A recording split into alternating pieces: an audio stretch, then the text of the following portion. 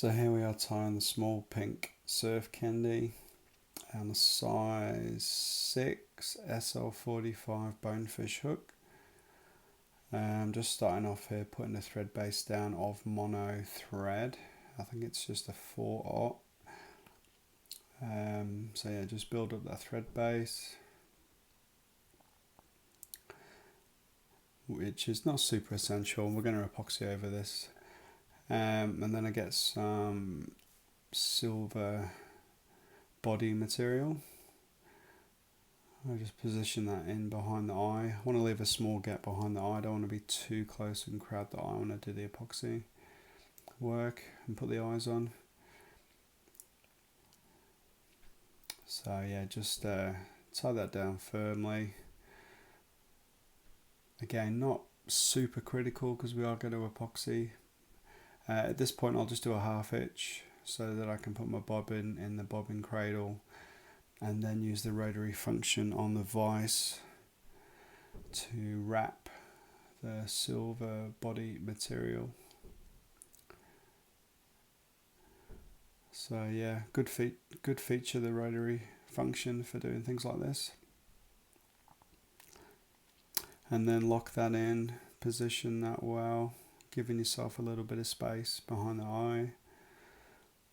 Lock that in and tie that off.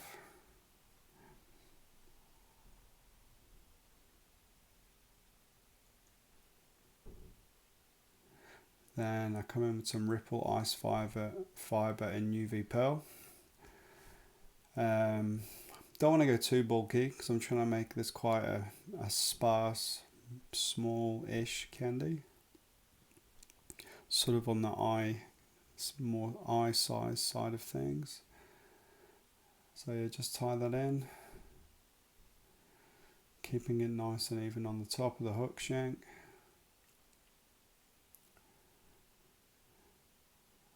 Once that's positioned well, I tied that off, and you can use a lighter like I'm doing here just to burn off those straggly fibres. Neatens it up a little bit. I'm just trimming the ice fibre down a bit because I don't need it to be too long. And then I've got some pink slinky fibre. I come in, tie a bit of that on top. Again, just try and position it well so it's even. Not super critical. It's going to be epoxied over, so, but you know, if you're going to do it, you may as well do it well. Again, coming in with a lighter just to singe those straggly fibres that are over the eye of the hook.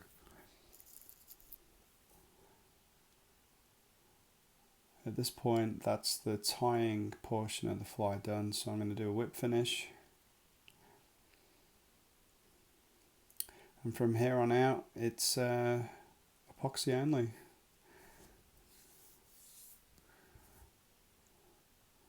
So I'm just evening things out, checking everything's positioned well. What you can do here is, as I'm doing, lifting the fibres up, and if there's any small, shorter fibres that may, you know, be a bit untidy, I'll pull those off, pull those out. So now I'm just going to come in with a bit of epoxy. Just going to start off small, just to position the fibres on the body where I want them to be. So you don't need much. I only come in with a little bit. I use my bodkin to just to smooth that out a little bit. I want to keep the bulk down. So it's really at this point just to lock the material in on the hook shank in the position I want.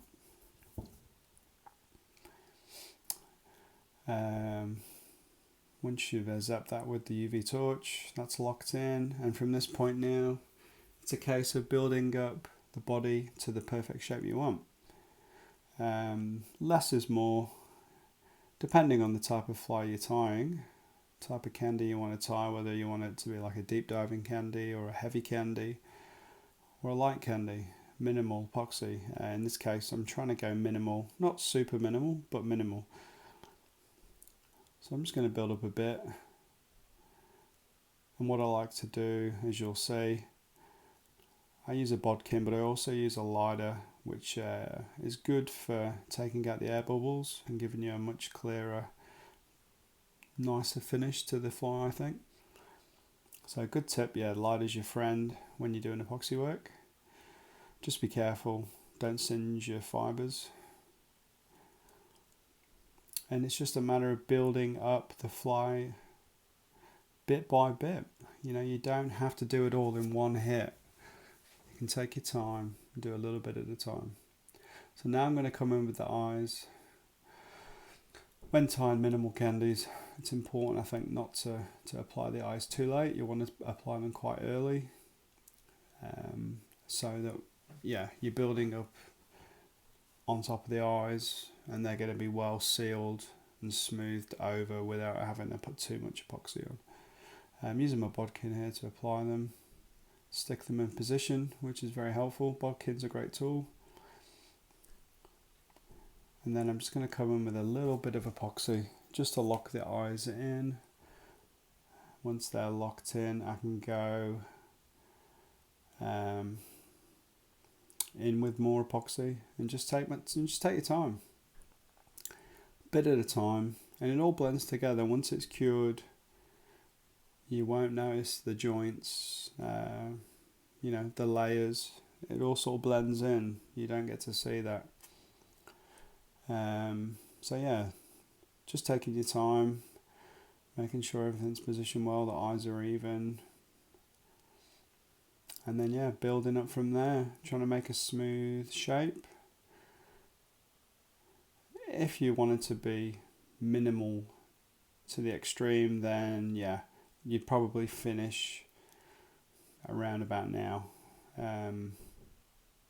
I'm not going to go crazy minimal at this fly, but I am going to go very minimal. So I'm just taking my time. I want to build up a nice smooth shape. Coming back in with the lighter again. Great for taking out those air bubbles. Using the rotary function to make sure the epoxy's even on the hook shank. So yeah, when you apply your epoxy, always use your rotary function, and your lighter evens things out. The lighter can, warm up the epoxy, which makes it more pliable. I'm just coming a bit further back on the hook shank here, just making the body a bit longer. I kind of prefer it to go just past the bend of the hook. So I'm just tidying that up, making that a nice transition into the tail. You can do one side at a time. There's no panic. You don't have to do it all in one hit. As I said, build it up bit by bit. I'm just coming in now on the other side, just tidying things up. These small resin bottles, the applicator's small enough, I think. Some other bottles have a really fine needle applicator. I haven't got one of those. The ones I get are like this, which is fine, I think. If you want to be more delicate, dab it on your bodkin and apply it that way. Coming in with the lighter again. You'll see when you use it, if you know or you don't know, it makes all the difference.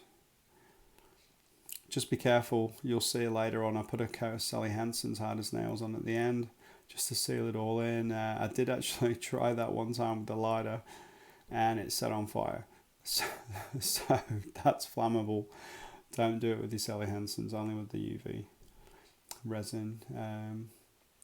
I'm almost finished, so coming in maybe one more time, tidying things up. One more cure, and I'm pretty much there.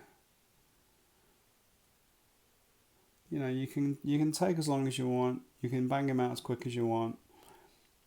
I try to keep things nice and symmetrical.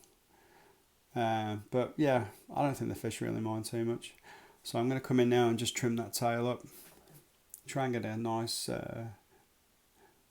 tail-like appearance to it. Putting a bit of a taper in there.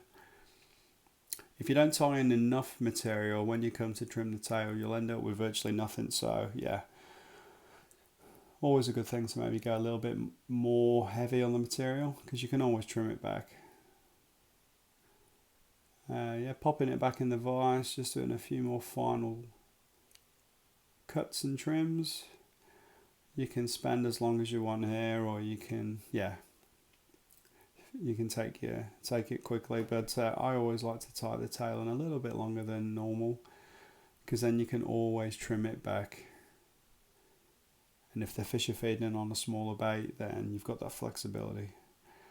And now, yeah, coat of Sally Hansen's. You can do a couple of coats. I typically only do one, to be honest. Whether it makes a difference, I don't really know. But yeah, sometimes I do a couple. Just depends how I'm feeling. And yeah, at this point, we are done. So there you go, small ice-style candy, size 6, bonefish hook. Be great for salmon. Kingies too, I think the hook will hold up to a king. We'll soon see, hopefully.